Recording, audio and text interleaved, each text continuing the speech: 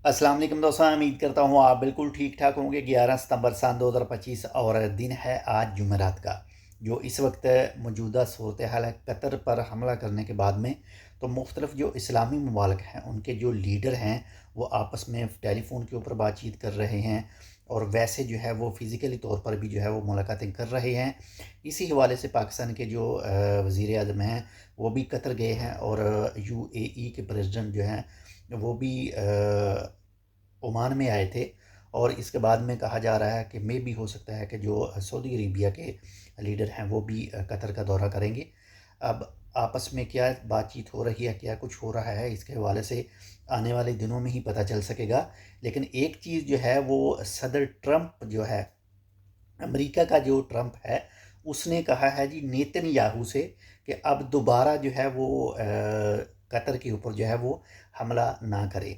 यानी ये सब की एक प्लानिंग है, यानी अमेरिका और कतर, ये कतर की बात नहीं कर रहा है, यानी अमेरिका और दूसरा जो है इसराइल, ये दोनों ममालिक की मिली भगत से ये हमला हुआ था।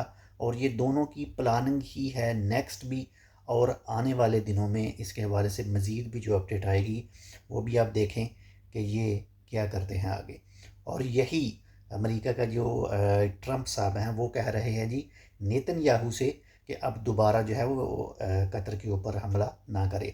और इस वक्त जो ज़्यादातर सिक्योरिटी के हवाले से ज़्यादा सामान जो है, सेफ्टी का, डिफेंस का सामान जो है, जो मिसाइल इंटरसेप्ट करने के हवाले से जितने भी औज़ार हैं, जितने भी डिवाइस हैं, वो सब इन्हीं के दिए हुए हैं।